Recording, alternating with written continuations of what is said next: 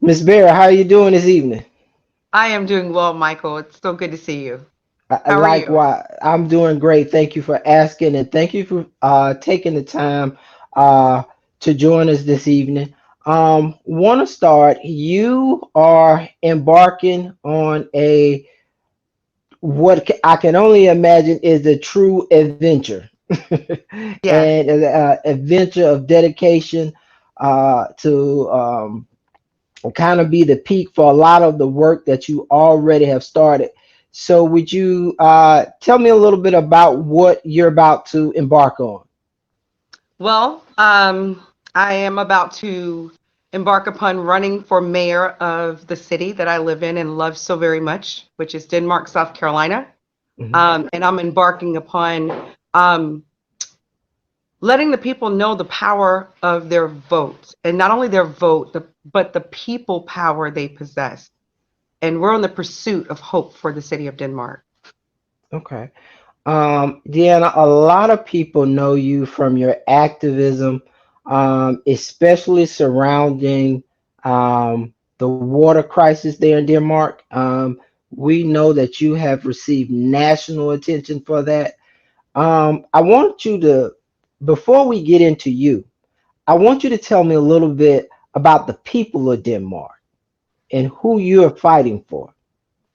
Man, the people of Denmark remind me of my hometown, which is Ridgeville, South Carolina. Mhm. Close connect community where everyone pretty much does their best to look out for each other. A community of people who are loving, very honest people. And that's one thing that I love and respect so much about the people of Denmark. They're very hardworking and dedicated to the causes to which they are able to, embark upon or take control over. They're amazing. The best group of people I've ever worked with in my line of activism, even before I moved to Denmark. Mhm. Um, Incredibly easy to love, and which makes it so easy to fight for them because they're so worth fighting for when it comes to the injustices that has happened to their communities, to their family. And they're just a wonderful group of people to work with. I couldn't think of a better way to describe the people of Denmark other than resilient, and they are the mighty Vikings that they are. Yeah. Tell me a little bit. What are some of the challenges that the community is facing? Some of the challenges the community has been facing is the lack of resources that are available to not just to families, but to the businesses, especially the mom and pop shops who have been in business for all of these years, but struggling to be able to maintain new business. Um, it's been a huge challenge. Another challenge has been being able to work with local elected officials Mhm. from the city level to the county level, and being able to get to a point where they feel their voices have been heard. So those are definitely some of the challenges. Another challenge this community has faced, the city has faced, is the lack of funding and the lack of support from the state officials. So that's one of the reasons why I picked up the torch and decided to stand with the people, fight with the people, and be a and have my voice be projected in a way that folks have never seen before, which is sort of a challenge too as well, especially being a new face, new voice, not originally from here, but being so willing and ready to be vocal for them. Um, Mhm. those are some of the challenges that this city has faced. Okay. Well, Deanna, I've gotten to know you in the short time since the political campaign. I've worked in the legislature for over 13 years and had the opportunity to work with the late great Representative Joe Neal, who was an amazing Richland County legislator. And one thing that we often talked about is not the qualifications or what how many degrees you hold. It's about having the courage, something Yeah. you can't teach, something you don't learn in the classroom, something it doesn't come from on the job training.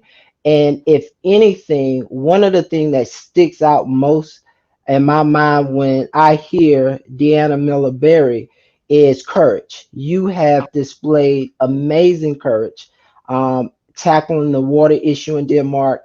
And I just, in Columbia, at the State House, if I mention Deanna Berry, everybody, all the legislators, everybody, oh, you talking about the water girl. Or, when you are so much more and so Oh, than the water girl. Um, would you take some time now to tell us a little bit about who you are? well, first of all, thank you for saying that. I want folks to understand something that Mhm, I've not always been a courageous type.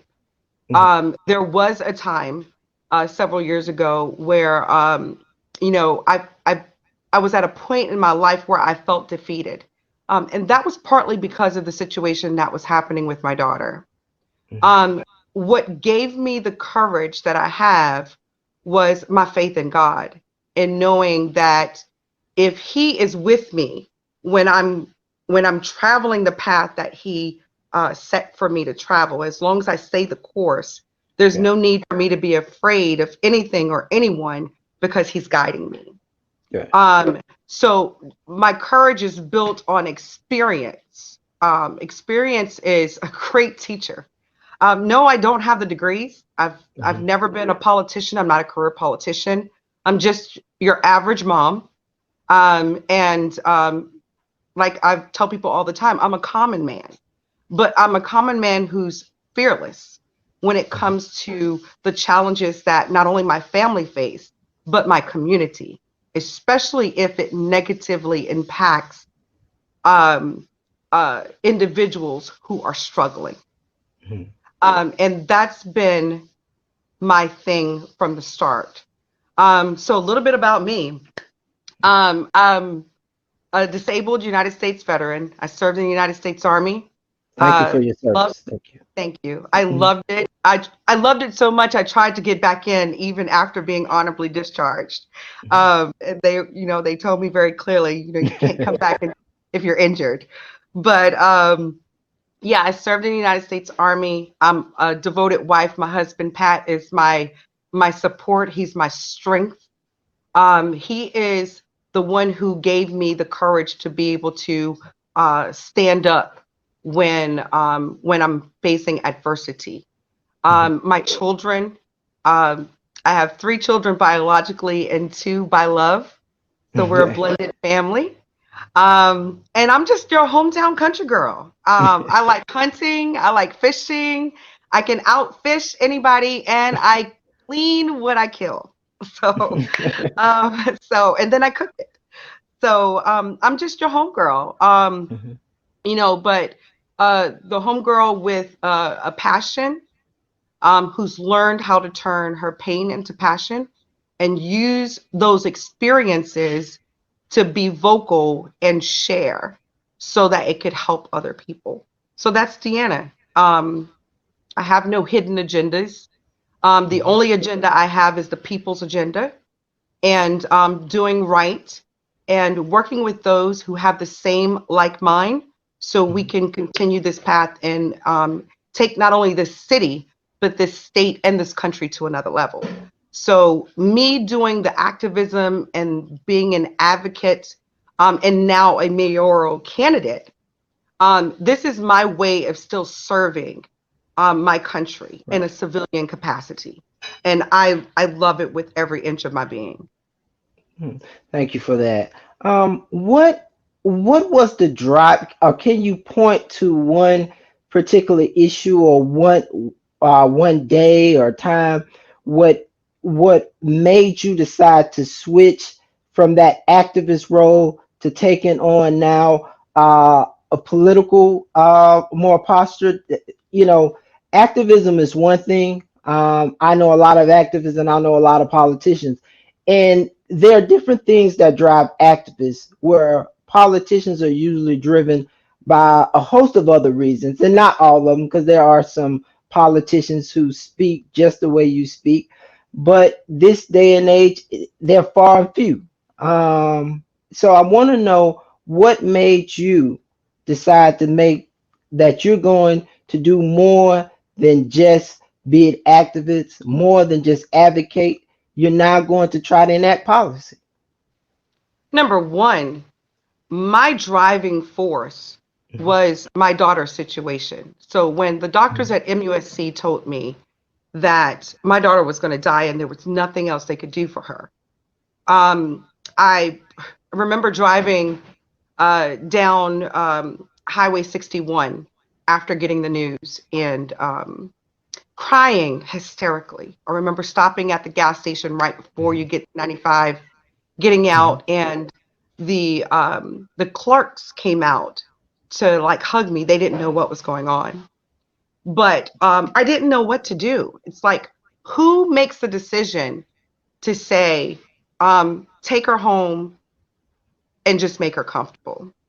And why wasn't the insurance companies willing to pay for procedures, medical equipment, supplies that doctors said that she needed?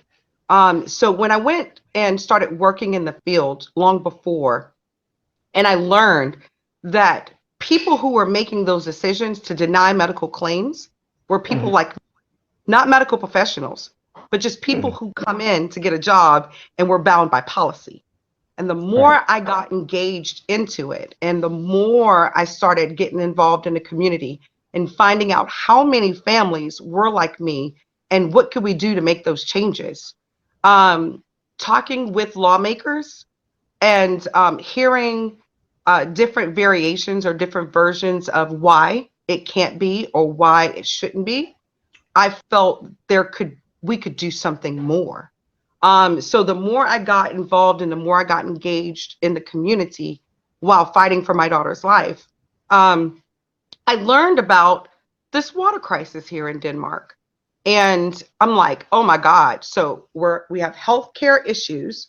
So not only are we in a healthcare desert, we're faced with having insurance company deny things. And then on top of that, we have cities being poisoned without the public's knowledge. And it's policymakers who or people who are in power or in position who are given the go-to to do so. So how did these politicians become so out of touch with their communities to where they feel as though they can make changes and do just what they want just because it benefits them and not the people? Right.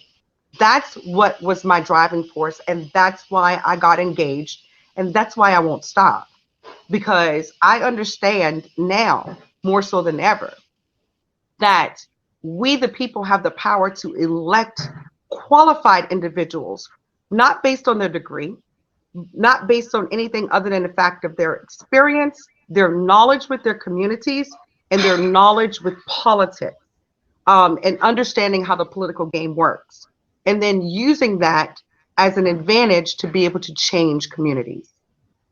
Okay.